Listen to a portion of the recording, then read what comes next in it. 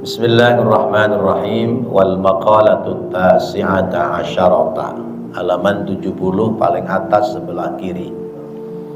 Bismillahirrahmanirrahim. Wal maqalatu tasi'ata asyarata, dan maqalah yang ke-19, bab usyari, bab 10-10. Qala an-nabiyyu, bersabda Nabi kita Muhammad sallallahu alaihi wasallam, asyaratu nafarin layyaqbalallahu ta'ala sholatahum. Asyaratu nafarin, 10 golongan, layyaqbalallahu, sekali-kali Allah tidak menerima, ta'ala, zat yang maha luhur, sekali-kali Allah ta'ala, zat yang maha luhur, tidak menerima sholatahum, sholat mereka. Ada 10 golongan yang sholatnya ditolak oleh Allah subhanahu wa ta'ala. Siapa saja 5 golongan itu? Pertama, rajulun shalla wahidan. Rajulun, seseorang, shalla yang sholat, wahidan, sendirian. Ay munfaridan, yakni sendiri, dewekan. Bi ghairi qiraatin, dengan tanpa membaca surat Al-Fatihah. Wattafaqal imamu Abu Hanifata, wattafaqa, dan sepakat al-imamu Abi Hanifata, Imam Abu Hanifah, wa ashabuhu, dan murid-muridnya, wal imamu Malikun, dan Imam Malik, wal imamu Ahmad bin Hambalin, dan Imam Ahmad bin Hambal, Imam Ahmad bin Hambalin radhiyallahu anhum, semoga Allah ridha kepada mereka, ala sihhati salatil ma'mumi, atas sahnya salat makmum, bi ghairi qiraatihi syai'an minal fatihati, dengan tanpa membaca sedikit pun dari surat Al-Fatihah. Nanti kita jelaskan. Wa rajulun la yu'addi zakata, warajulun, dan yang kedua, seseorang yang sholatnya tidak diterima oleh Allah adalah orang yang la yu'addi zakata, yang tidak mengeluarkan zakat. Ay la yukhriju ma yajibu ikhrajuhu minal amwaliz zakawiyyati.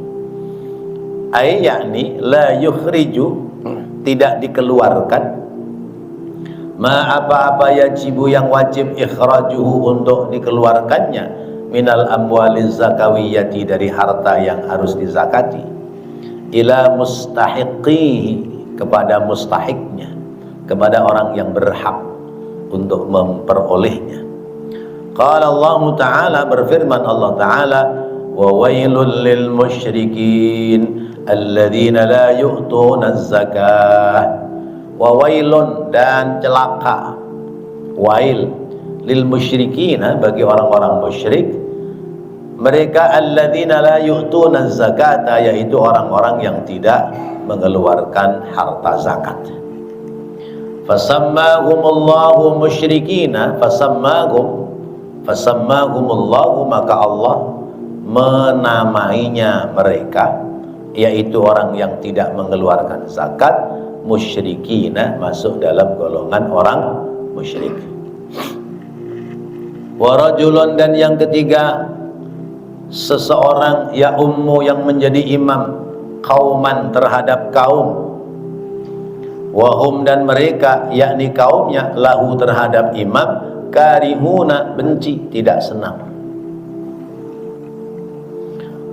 Qala alaihi salatu wassalamu, bersabda Rasulullah Nabi kita Muhammad sallallahu alaihi wasallam, salasatun la tujawizu salatuhum, salasatun, 3 golongan, la tujawizu, tidak melewati, salatuhum, salat mereka, adhanahum, hingga telinga mereka.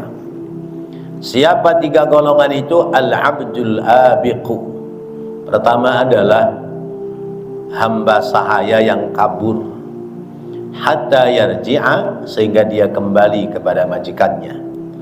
wa mra'atun, dan seorang perempuan batat yang tidur malam itu, wa zaujuha, sedangkan suaminya, alaiha, terhadap dirinya, sakhitun, marah, wa imamun, dan imam, amma, yang menjadi imam, qauman, terhadap kaum, wa hum lahu karihuna, dan mereka terhadap imam itu benci, tidak senang. Wa rajulun mamlukun abiqun, dan yang keempat yang salatnya tidak diterima oleh Allah adalah rajulun mamlukun, seorang hamba, seorang yang dia menjadi hamba, abiqun, yang kabur, lari, ay syakhsun raqiqun dzakaran kana aw unsa haribun min sayyidihi, yaitu seorang hamba baik laki-laki atau perempuan yang dia lari dari majikannya. Qala alaihi salatu wassalamu, bersabda Rasulullah Nabi kita Muhammad sallallahu alaihi wasallam, idza abaqal abdu lam tuqbal lahu salatun, idza abaqa, apabila lari, al abdu, seorang hamba, lam tuqbal, maka tidak diterima, lahu, baginya, salatun, salatnya. Wa fi riwayatin, dan dalam riwayat lain, faqad kafara, sungguh dia telah kafir, hatta yarji'a, sehingga dia kembali kepada majikannya. Wa rajulun syaribul khamri mudminun, kemudian yang kelima, seseorang syaribul khamri, yang minum khamr, mudminun, yang terus menerus, yang biasa mabuk. Qala alaihi salatu wassalamu, bersabda Rasulullah Nabi kita Muhammad sallallahu alaihi wasallam, ijtanibul khamra, jauhi oleh kalian khamr, minuman keras dan obat terlarang. Fa innaha, karena sesungguhnya khamr itu, ummul khabaisi, adalah biang dari berbagai macam kejahatan. Bapak dan Ibu yang dirahmati Allah Subhanahu wa taala, kembali kita mendapatkan nasihat-nasihat lewat kitab namanya Nasaihul Ibad, nasihat hamba. Nasihat kita hari ini adalah datang dari baginda Rasulullah sallallahu alaihi wasallam.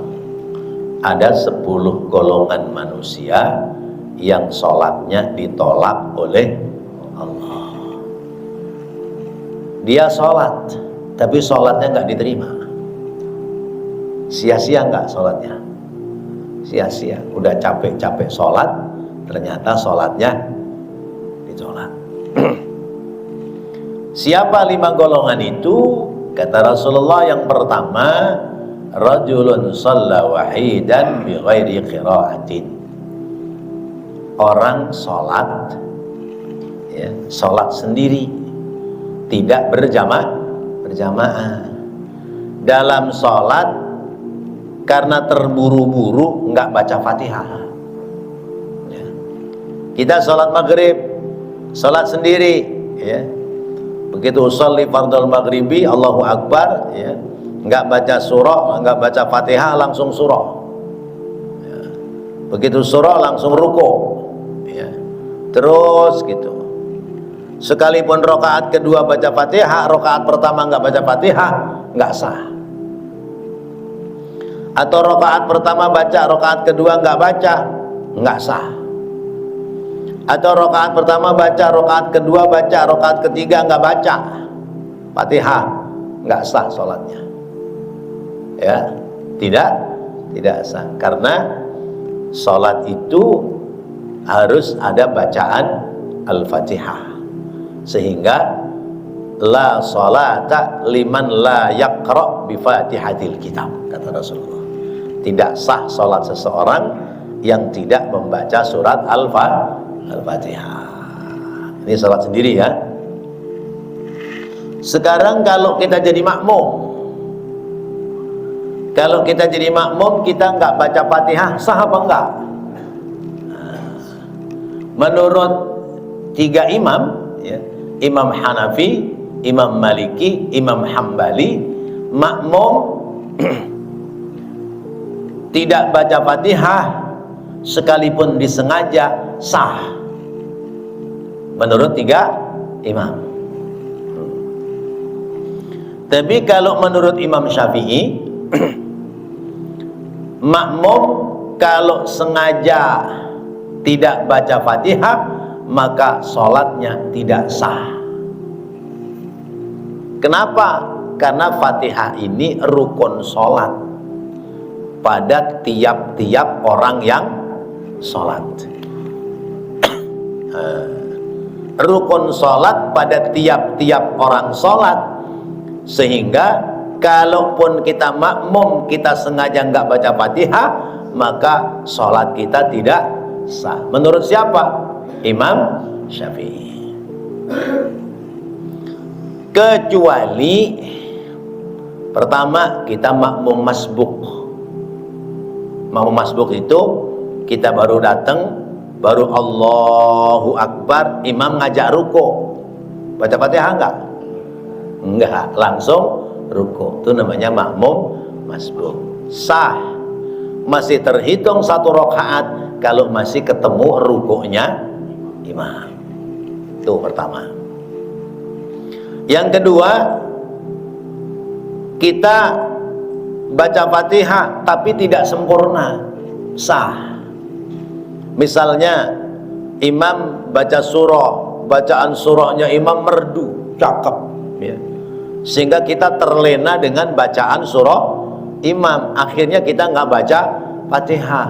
Begitu sudah dekat-dekat dengan imam ruku, kita baru ingat belum baca Fatihah, baru kita baca Bismillahirrahmanirrahim, Alhamdulillah, imam sudah ngajak ruku, sah. Karena kita sudah baca Fatihah sekalipun walau ayatan, sekalipun baru 1 ayat. Tapi kalau kita makmum ya, imam baca surah ya, imam baca Fatihah kita dengerin, imam baca surah kita baca Fatihah. Nah ini imam baca surah kita bengong ya. Karena apa? Cicilan motor besok harus dilunasin. Kalau nggak dilunasin mau ditarik sama apa namanya tuh kolektor. Jadi bengong nggak baca Fatihah ya. Terus sampai imam ngajak ruku, berarti kita tidak baca Fatihah. Yang begini kata Imam Syafi'i dan murid-muridnya, falya'ud alaiha, maka kita harus nambahin lagi 1 rakaat. Nanti kalau imam salam kita tambahin lagi 1 rakaat, karena ada 1 rakaat yang rusak sebab kita tidak baca surat Al-Fatihah. Inda Syafi'i, menurut madhab Imam Syafi'i. Nah kita kan mengikuti ya madhab Imam Syafi'i. Tapi kalau menurut imam yang 3 boleh. Boleh ya. Makmum tidak baca Fatihah, Fatihahnya sudah dibacakan oleh imam, boleh menurut 3 imam.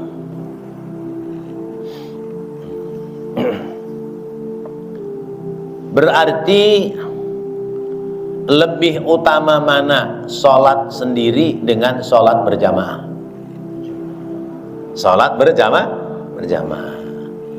Lupa-lupa sedikit, tertinggal sedikit rukunnya, kalau kita berjamaah masih ada harapan diterima oleh Allah. Karena ngikutin yang banyak, kayak pisang setandan. Orang sholat jamaah itu seperti pisang setandan atau timun sekeranjang ya. Timun sekeranjang kalau belinya keranjangan kebawa semua ya.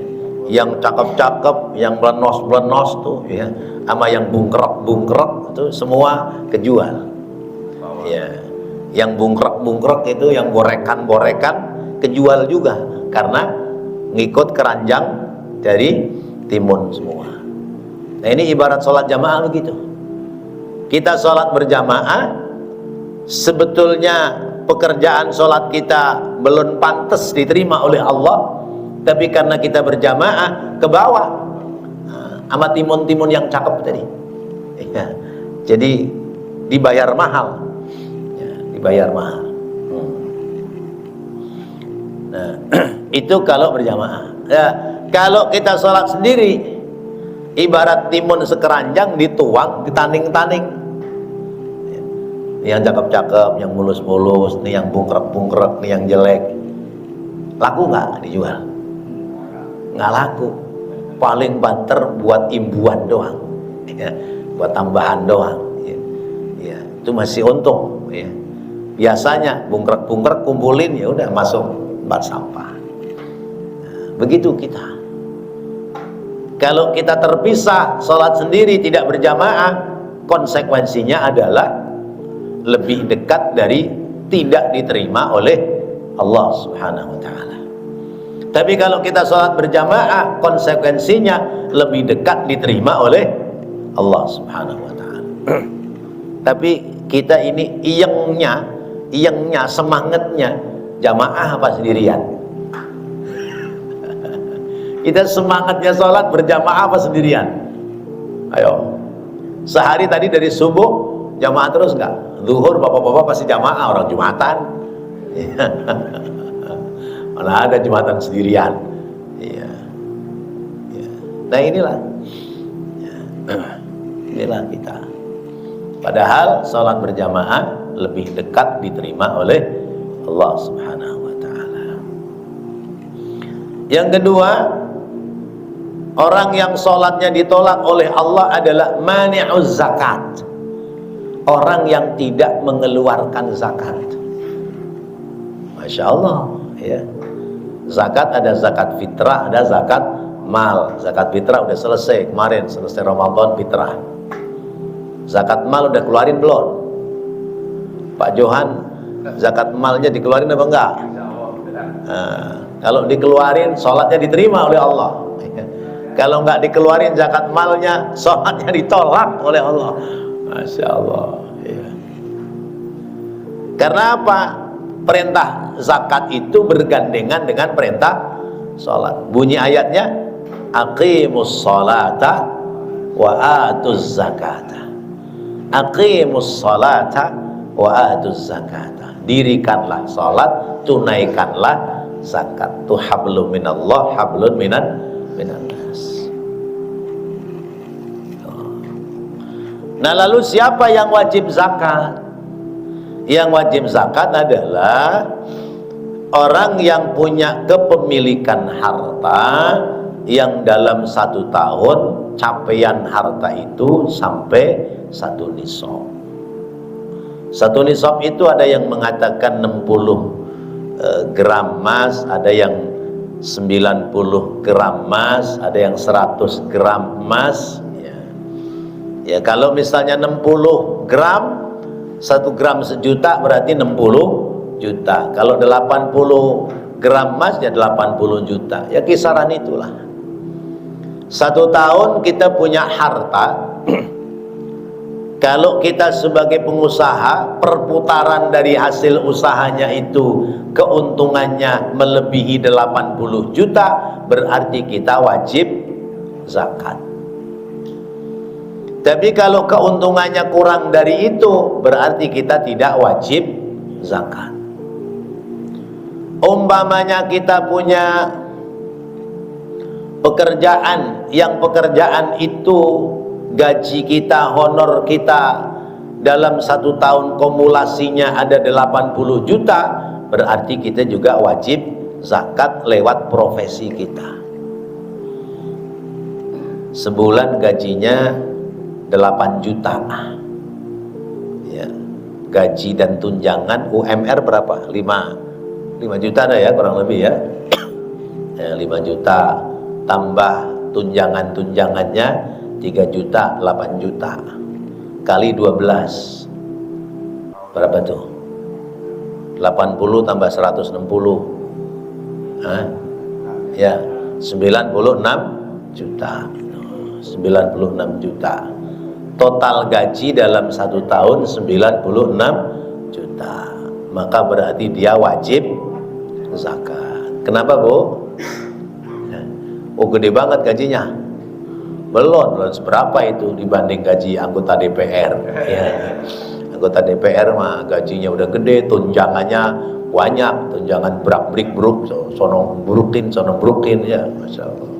Makanya pada berebut ingin jadi anggota DPR.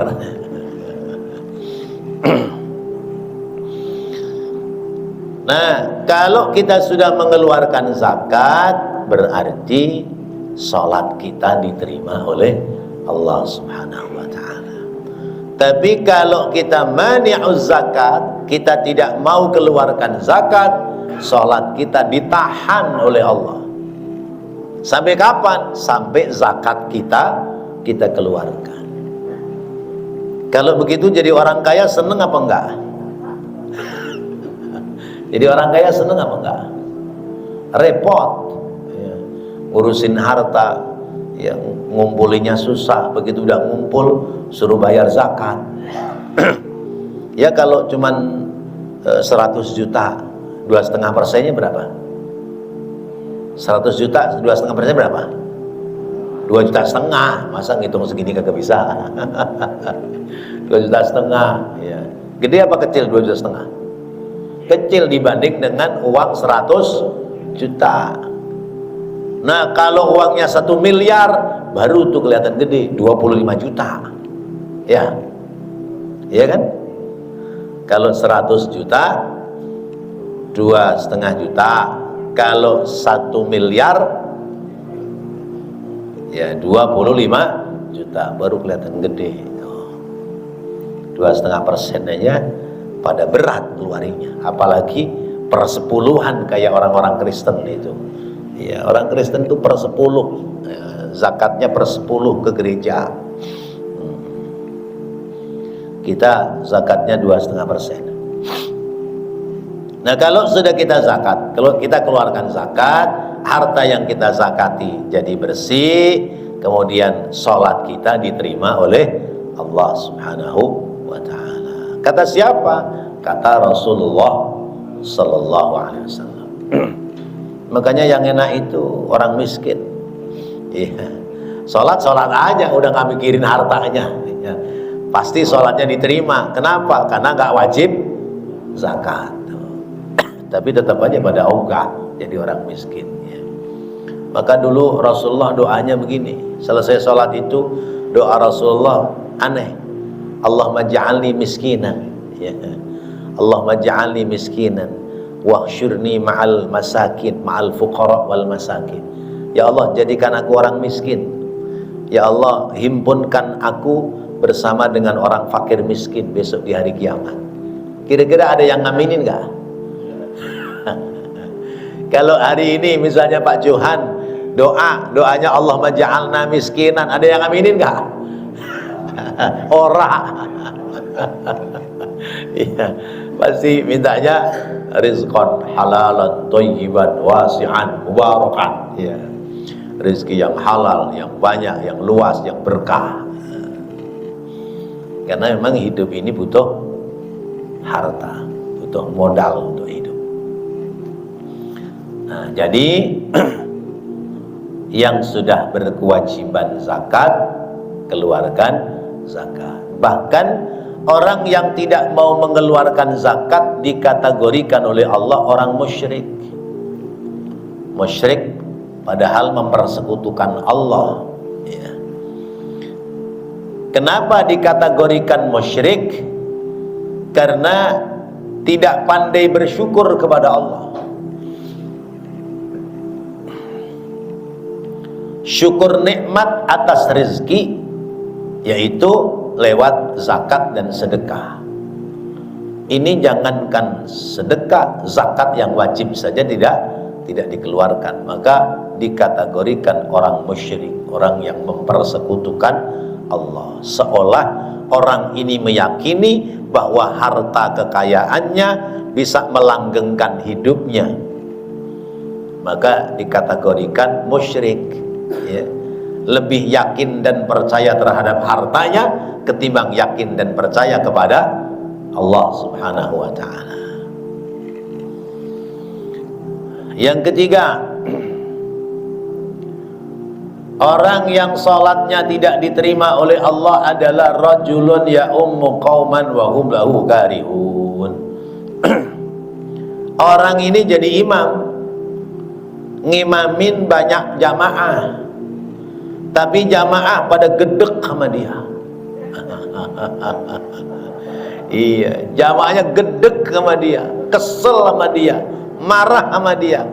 Itu bukan sholat jamaahnya saja yang ditolak oleh Allah, tapi sholatnya si imam ditolak oleh Allah Subhanahu wa ta'ala.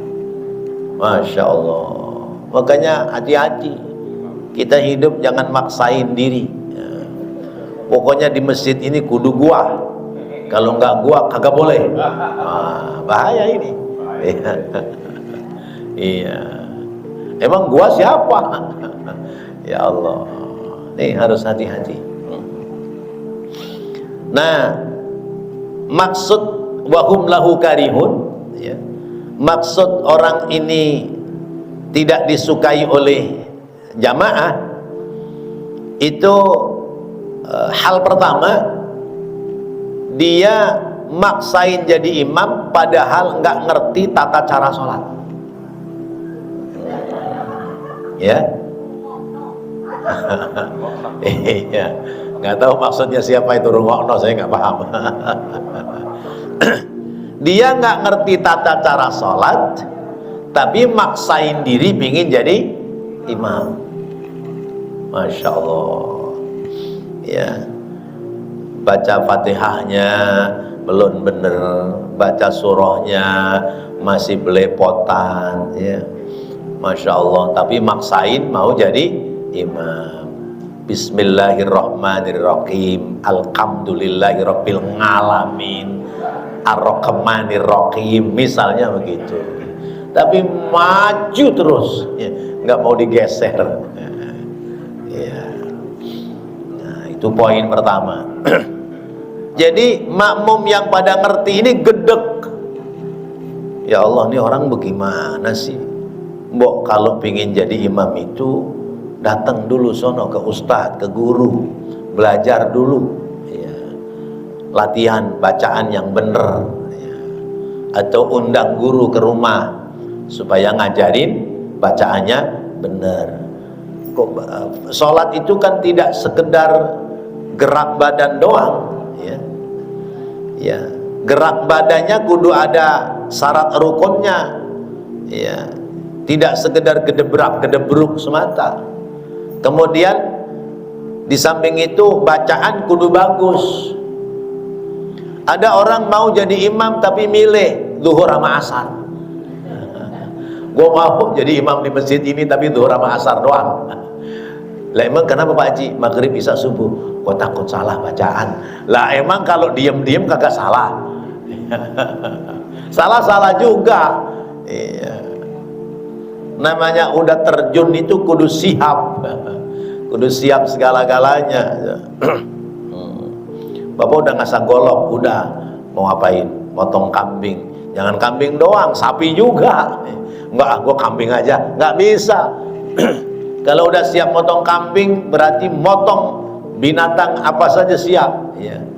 Motong ayam siap, motong bebek siap, motong soang siap. Udah pernah belum motong soang? Masya Allah, susah itu dipotong tuh. Ya. Potong kebo, ya, sapi. Kalau udah siap ya siap semua. Itu yang pertama. Lalu yang kedua, bacaannya bener bagus, tapi orang ini akhlaknya di masyarakat buruk. Ya. Dia jadi imam, tapi dia seneng macarin bini tetangganya, misalnya begitu, misalnya, ini misal ya, ya. Istri orang dipacarin aja, dan itu jadi rahasia umum. Ini saya dapat cerita ini, tapi entah bener entah salah. Dia diangkat jadi imam di musola, masih daerah kita di wilayah, ya pokoknya daerah Jawa, Jakarta Barat lah. Sudah kira-kira 4 atau 5 tahun jadi imam. Malam-malam nih imam digerebek sama jamaah. Ngapain digerebek? Bawa perempuan ke dalam rumah kontrakannya. Inna lillahi wa inna ilaihi raji'un. Ini gimana kalau imamnya kayak begini? Kalau imamnya kayak begini, makmumnya bagaimana coba? Masya Allah. Tuh. Jadi poin yang kedua, bacaannya bagus, bahkan boleh jadi syarat rukunnya sholat dia ngerti, tapi adab akhlak perilakunya di masyarakat jelek sehingga orang nggak pada suka sama dia. Nah, jadi tingkat tidak sukanya itu kebanyakan. Ya. Tapi kalau 1-2 orang nggak suka itu wajar. Ya. Karena nggak ada orang itu berharap disukai oleh semua lapisan masyarakat, nggak bisa. Nggak bisa, Pak. Saya pingin di kampung ini saya disenengin sama banyak orang, nggak bakal bisa. Ya. Pasti ada yang seneng, ada yang tidak seneng. Mungkin ada yang kecengkelap oleh omongan kita, ya. Mungkin ada yang pernah kita sakiti dan sebagainya. Tapi yang dimaksud pada keterangan hadis ini, kebanyakan orang nggak suka sama dia sebab perilaku dia di masyarakat tidak baik. Ya misalnya jadi imam tapi tukang ngemplang utang, ya. Kalau utang nggak pernah bayar tapi maksain mau jadi imam. Ada deh. Ya, mau jadi imam tapi kalau di luar sholat mungkin masih senang buka aurat. Nah ini ya, hal-hal yang seperti ini harus menjadi bagian dari apa yang harus kita perhatikan. Sehingga sinkron antara akhlak kita di masyarakat dengan pekerjaan kita sebagai imam dalam sholat. Imam sholat itu Pak, Bu, ini baru imam sholat, belum ustadz kiai, ya. Kalau misalnya makan di warung duduk nengkreng, kakinya diangkat aja, ya. Kakinya diangkat duduk nengkreng begini, itu udah su'ul adab, padahal baru jadi imam. Apa kaitannya duduk nengkreng dengan jadi imam? Iya, tapi itu udah su'ul adab, ya. Apalagi ustadz kiai makan di warung duduk nengkreng ngomongnya gedebrus, udah ya Masya Allah. Ya, sekalipun dari segi kebolehan boleh-boleh saja, ya, tapi kita punya adab, akhlak dan tata krama. Jadi kalau kita sudah terjun jadi imam, all out, apa all out? Seluruhnya harus kita rubah. Sikap-sikap kita yang tidak bagus harus kita rubah. Supaya kemudian kita tertata dengan rapi dan orang-orang yang di belakang kita ketika bermakmum kepada kita nggak ada yang gerundel, nggak ada yang ngedumel, nggak ada yang kesel. Tuh, harus seperti itu. Ini saya sampaikan alal haq, ya, atas kebenaran, sebab apa yang disabdakan oleh Rasulullah Sallallahu Alaihi Wasallam.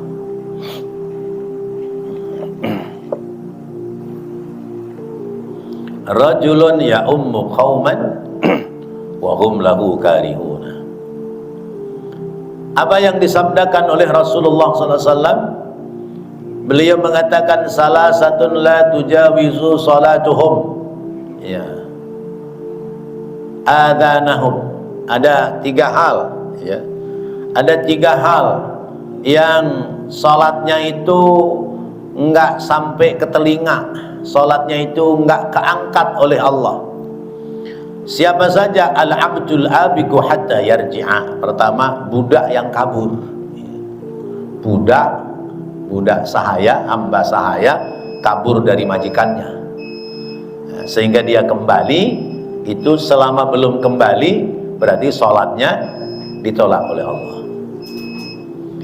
Yang kedua, wa mra'atun batat wa zawjuha 'alaiha sakhitun. Perempuan yang dia itu tidur nginep di rumahnya, tapi suaminya marah. Kenapa Pak? Bapak marah sama istri kenapa? Karena mau minta nggak dikasih. Tuh, udah ada yang ngomong mau minta nggak dikasih. Iya, mau minta nggak dikasih. Iya. Padahal orang perempuan tuh tinggal ngomong, Pak, saya kan capek, jadi Bapak kalau mau minta prasmanan ya, apa-apa nyendok sendiri ya. Udah beres kan. Ya. Tahu prasmanan ya? Nggak diladenin, nggak apa-apa begitu. Nah, jadi kalau orang laki minta, kata Rasulullah, sekalipun di atas punggung onta, maka penuhi permintaan suamimu. Maksudnya sedang dalam perjalanan ya, tapi tidak kemudian di sembarang tempat, enggak ya. Itu ada tempat-tempatnya ya. Jangan mentang-mentang biarin orang punya gua sendiri, mau dimakan di mana terserah ya. Nggak bisa begitu ya. Jadi tetap ada tempatnya. Nah, jadi orang perempuan kalau orang laki minta kasih. Orang laki kalau nggak dikasih jangan marah. Kenapa? Kesian istrinya, sholatnya ditolak oleh Allah. Maka orang perempuan jangan bilang nggak mau Pak, jangan. Pak, mohon maaf saya capek, besok aja deh habis subuh.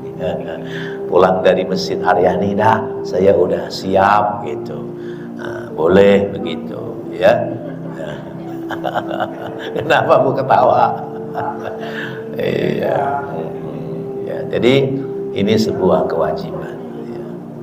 Wa imamun amma qauman wa hum lahu karihun. Dan yang ketiga, imam ya, seseorang yang menjadi imam mengimami satu masyarakat jamaah, tapi jamaahnya mayoritas tidak suka kepada dirinya. Maka tugas diri kita adalah introspeksi kepada diri kita sendiri.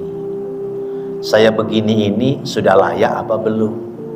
Saya begini diterima enggak oleh masyarakat? Kalau sudah layak dan diterima, alhamdulillah. Kalau belum layak dan tidak diterima, ya, mana bukti tidak diterima?